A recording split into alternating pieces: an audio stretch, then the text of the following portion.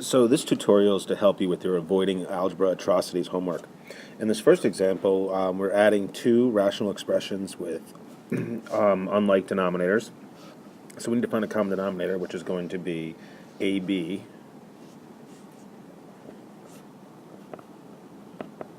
And we need to write each one with the common denominator. So in the first expression, we're missing the b, so we multiply the numerator and denominator by b. And the second one, we multiply by a over a.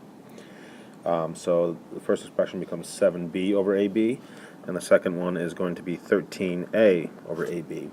Now that I have a common denominator, I can simply add the expressions, or in this case, there's nothing to really add, and put it over our common denominator. In this next example, people are really going to have a tendency to try to cross out the 11s, and you just can't do that. You really need to factor, and you can only cancel factors. So in the numerator, there's really nothing to factor, it's just 11. In the denominator, I can have a common factor of 11. I'm left with x plus 2. Now I can actually cross out the 11s, but also be careful that what I'm left with in the numerator is a 1, and my x plus 2 is still in the denominator. Similar to the last problem, we need to factor to simplify this. A common factor of 11, which gives me 2 plus x, and then with 11x on the denominator. I can cancel the 11s, and what I'm left with is 2 plus x over x, or you could write that as x plus 2 over x. Another example here where the tendency is always to cross out the x squareds, but you really need to, again, factor. So if I factor the numerator, I have x plus 5 times x minus 7. And factor the denominator, I have x plus 1 times x minus 7. Now I can factor the common factors of x minus 7. I'm left with x plus 5 over x plus 1. The big mistake people do here is just to sort of distribute that 2 and square a and square the negative 5.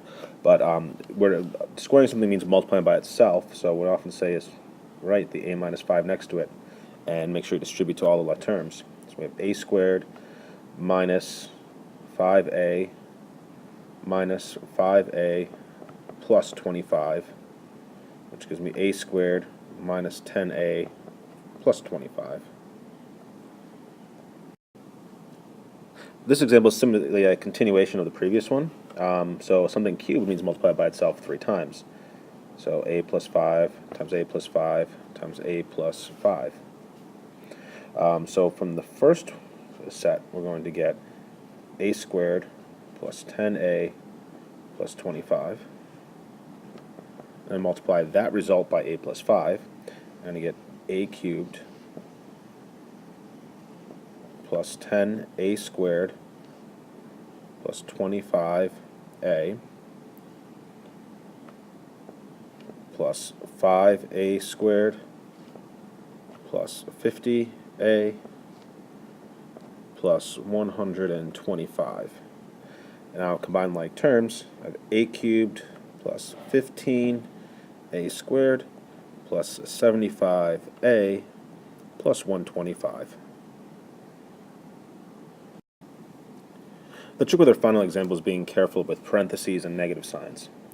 So 100 stays here, so does the minus sign, so do the parentheses. Like we saw in previous examples, take this binomial and square it, x squared minus 20x plus 100.